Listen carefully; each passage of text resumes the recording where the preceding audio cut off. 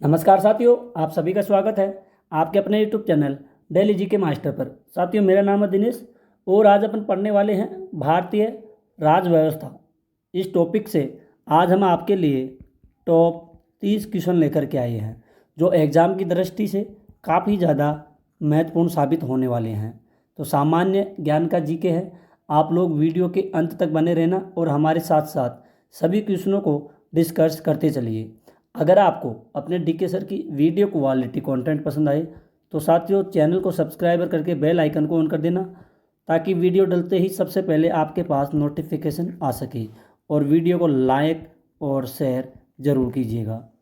इस टॉपिक से अब से पहले जितनी भी एग्ज़ामें लगी है उनमें क्वेश्चन पूछे जा चुके हैं और आगे भी साथियों पूछे जाएंगे, इसलिए आज इस टॉपिक से रिलेटेड जितने भी क्वेश्चन बनते हैं एग्ज़ाम की दृष्टि से उनको ही अपन डिस्कस करने वाले हैं। पिछली क्लासेज जाकर के देखिए, शानदार क्लासेज थी। प्राचीन भारत का इतिहास, इस टॉपिक से भी क्वेश्चन बहुत पूछे जाते हैं, तो ये भी क्लासें अपन वीडियो डाल दी गई है। और मध्यकालीन भारत का इतिहास, इस वीडियो को भी जाकर के देखिए, ये भी काफ़ी ज़्यादा महत्वपूर्ण साबित हुआ है।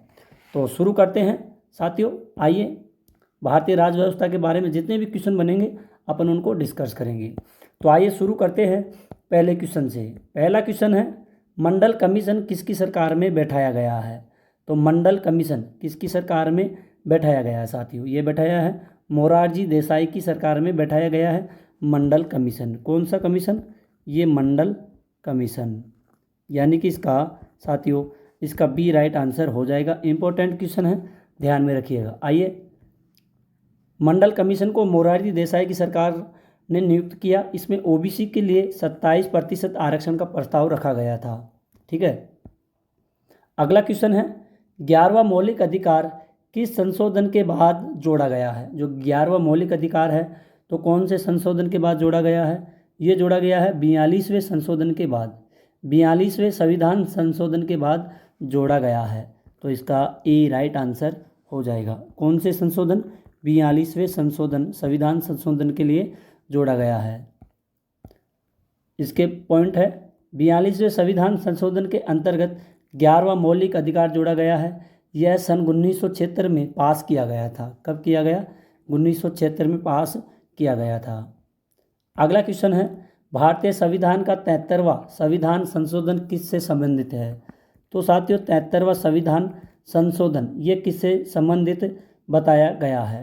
तो ये बताया गया है पंचायत से। किससे बताया गया है? पंचायत से 73वां संशोधन बताया गया है। इसका बी राइट आंसर हो जाएगा। भारत में 73वां संविधान संशोधन 1992 में हुआ। यह पंचायती राज व्यवस्था से संबंधित है साथियों। ठीक है।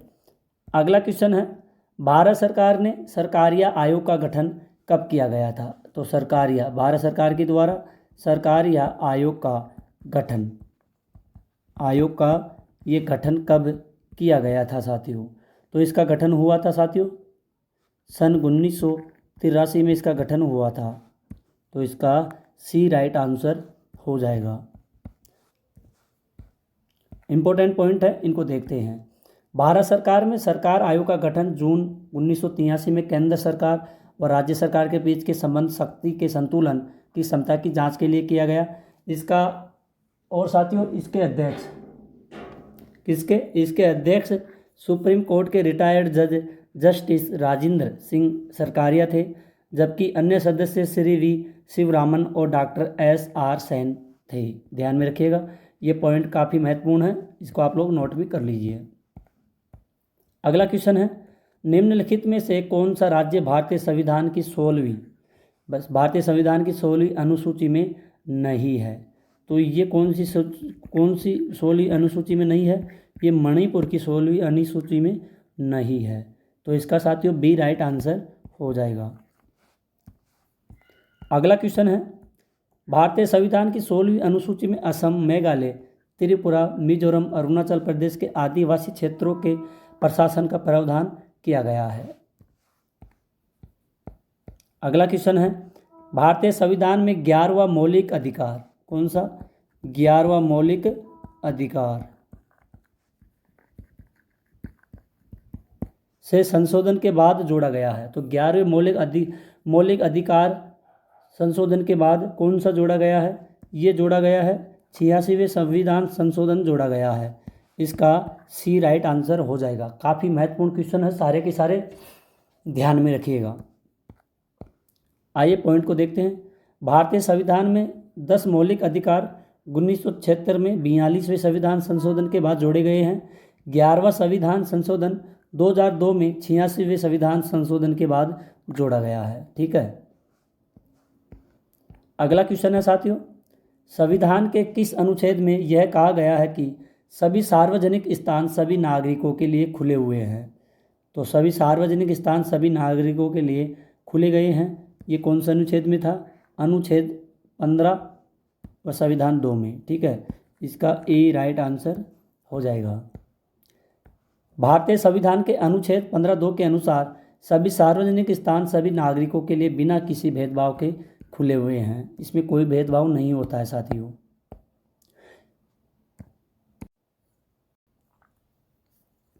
क्वेश्चन है, निम्नलिखित पर ध्यान दीजिए। विधान परिषद, संसद का उच्च सत्र, नगर निगम, इनमें से कौन स्थायी है? तो साथियों इनमें से आप सभी को क्वेश्चन आंसर बताना है, इनमें से स्थायी कौन सा है? तो इनमें से स्थायी है साथियों, इसका ए राइट आंसर हो जाएगा, विधान परिषद हो जाएगा, और साथियों इसका हो जाएगा संसद का उच्च सत्र। ठीक है। अब बढ़ते हैं अगले क्वेश्चन की ओर। भारत में आनुपातिक प्रतिनिधित्व प्रणाली किसके लिए प्रयोग की जाती है? तो आनुपातिक प्रतिनिधित्व प्रणाली ये साथियों की जाती है राष्ट्रपति के लिए। किसके लिए की जाती है? ये राष्ट्रपति के लिए की जाती है। तो फिर इसका सी राइट आंसर हो जाएगा। इम्पोर्टेंट क्वेश्चन है, ध्यान में भी रखिएगा। अगला क्वेश्चन है, अनुच्छेद 352 के बारे में निम्नलिखित में से कौन सा कथन सही नहीं है? तो इनमें से कथन सही नहीं है साथियों। कौन सा कथन सही नहीं है? ये सी राइट आंसर हो जाएगा। यदि सशस्त्र विद्रोह के आधार पर राष्ट्रीय आपातकाल घोषित किया जाता है तो यह स्वचालित रूप से जम्मू कश्मीर तक फैलता है। इसका सी राइट आंसर हो जाएगा। अगला क्वेश्चन है, भारत में कितने प्रकार के आपातकाल हैं? तो साथियों भारत में 3 प्रकार के आपातकाल हैं। कितने प्रकार के? 3 प्रकार के आपातकाल हैं। इसका सी राइट आंसर हो जाएगा, ध्यान में रखिएगा। आइए पॉइंटों को देखते हैं। भारतीय संविधान के भाग 18 में 3 प्रकार के आपातकाल बताए गए हैं।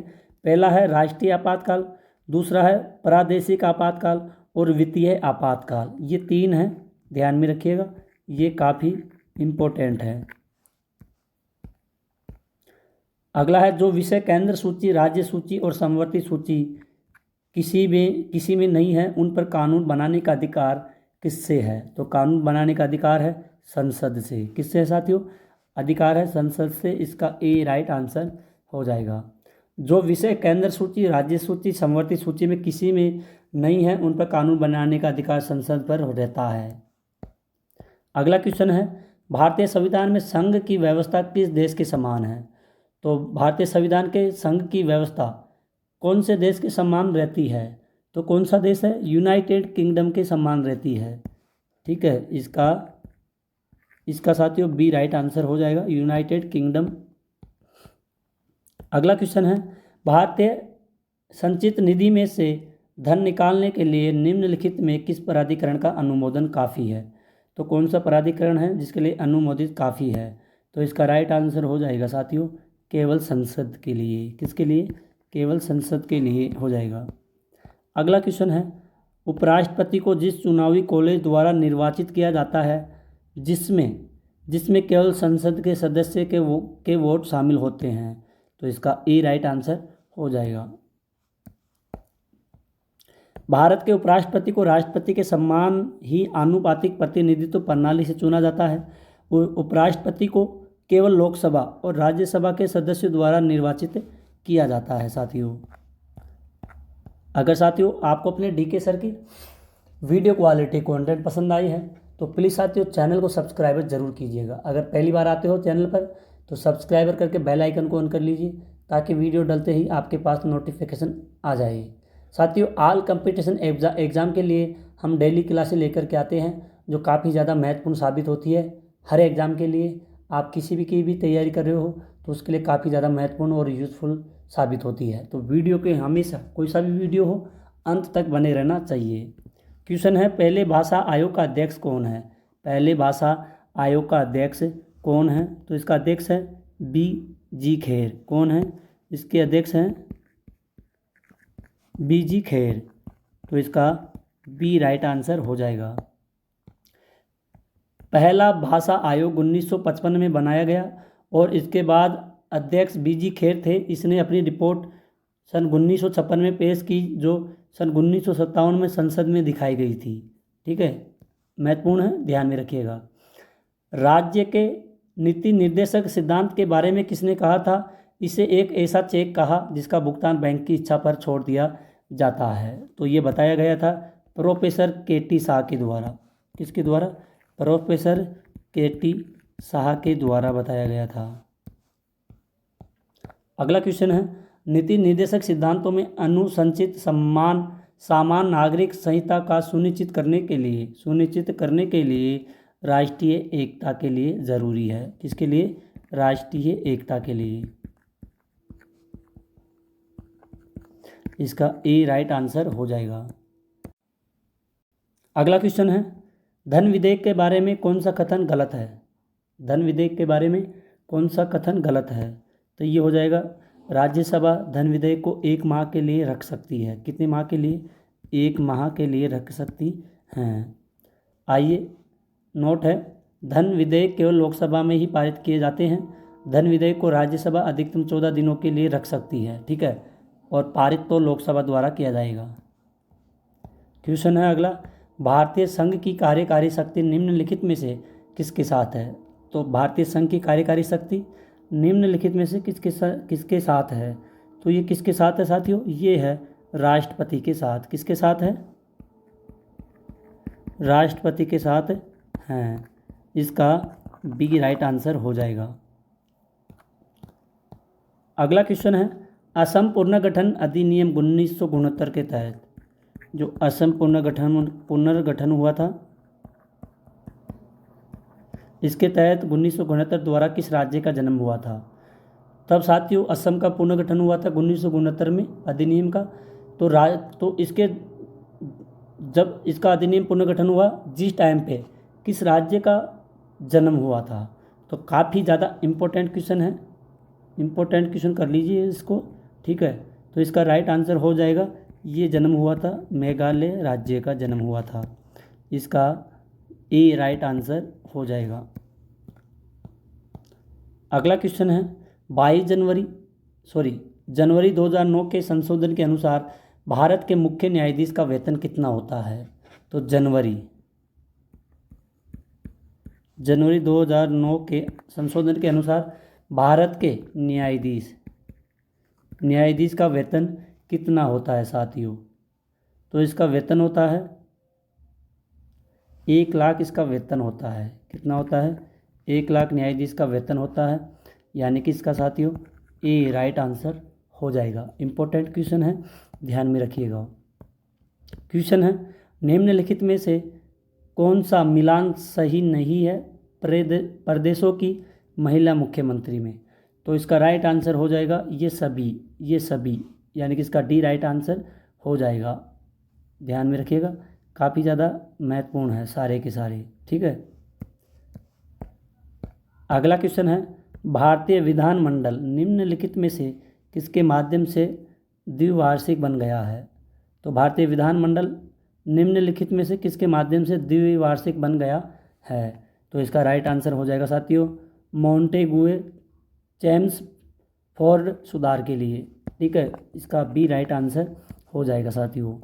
अगला क्वेश्चन है, भारत के निम्नलिखित राष्ट्रपतियों में से कौन सा भारत में आधुनिक राज्यों का पहला मुख्यमंत्री था? तो आधुनिक राज्य का पहला मुख्यमंत्री कौन था? तो ये था नीलम संजीवा रेड्डी था, यानी कि साथियों इसका बी राइट आंसर हो जाएगा। इसका बी राइट आंसर हो जाएगा, काफ़ी महत्वपूर्ण है, ध्यान में रखिएगा।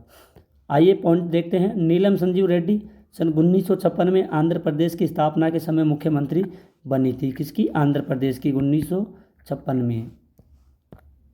अगला क्वेश्चन है राष्ट्रीय महिला आयोग।